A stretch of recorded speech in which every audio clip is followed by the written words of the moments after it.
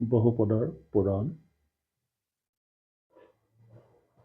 বহুপদ দুটা কেনেকৈ পূৰণ কৰা হয় এইটো শিকিব পাৰিবা। প্ৰথম ব্ৰেকেটৰ প্ৰথম বস্তুটো চাবা, এক্স আছে, এক্সটো লিখি ল'বা। পিছফালৰ ব্ৰেকেটটোত যি আছে সেইটোকে লিখিবা, এক্স প্লাছ 3।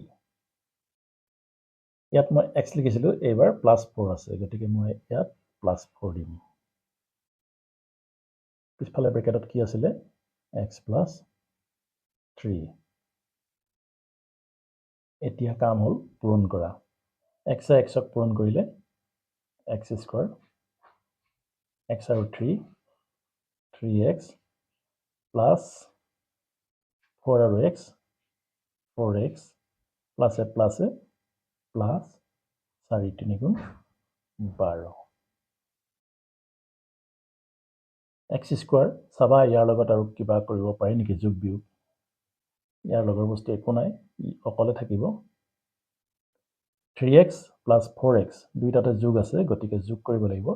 ইয়াত 3টা x আছে, ইয়াত 4টা x আছে, 3 4 7, 7টা x প্লাছ 12। ইয়াৰ পিছত অংকটো আৰু একো কৰিব নোৱাৰি, এইটোৱে হ'ব আমাৰ পূৰণফলটো বা উত্তৰটো। আৰু এটা উদাহৰণ ল'ম, x minus 3,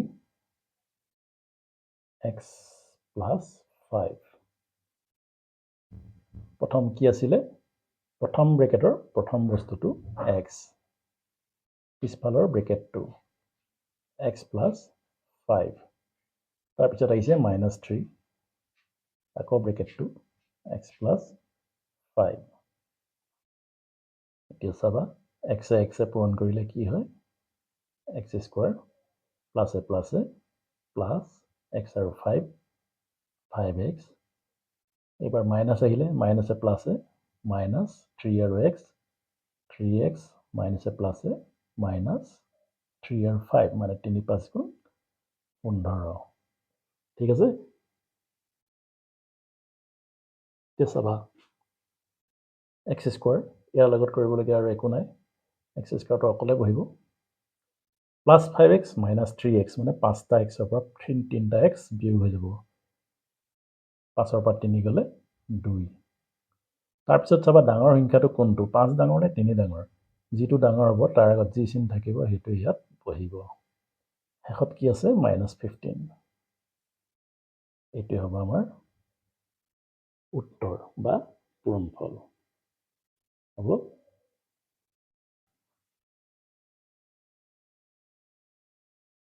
x - 2 আৰু x - 3 ইহঁতৰ পূৰণফল উলিয়াব লাগে।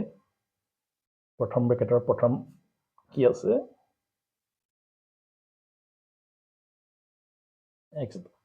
x দেখা পাইছা, xটো লিখিব লাগিব। তাৰপিছত ব্ৰেকেটটো লিখিব লাগিব, x - 3 ব্ৰেকেট বন্ধ। তাৰপিছত কি আহিলে, -2। এইবাৰ আকৌ লিখিম এইটো, x - 3, এক্সে এক্সে এক্স স্কোৱাৰ প্লাছে মাইনাছে মাইনাছ এক্স আৰু 3, 3x এইখিনি পালোহি, মাইনাছে প্লাছে মাইনাছ 2 আৰু x, 2x মাইনাছে মাইনাছে প্লাছ 2 3 গুণ 6। এতিয়া এক্স স্কোৱাৰ অকলে থাকিলে, ইহঁত দুটা চাবা একে এক্স লগা, -3x আৰু -2x দুটাতে মাইনাছ থাকিলে যোগ কৰে, 3 2 5, চিনটো কিন্তু মাইনাছ হ'ব।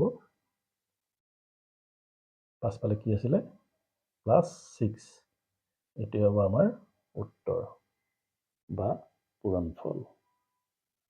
ঠিক আছে। x + 7 × x - 3।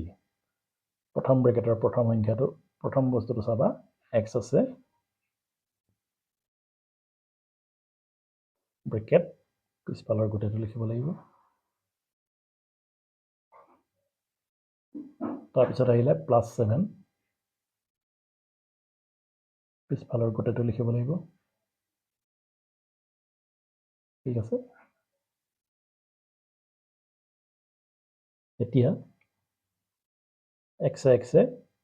x square প্লাছে মাইনাছে minus x আৰু 3x প্লাছ 7 আৰু x 7x প্লাছে মাইনাছে মাইনাছ 7 3 গুণ 21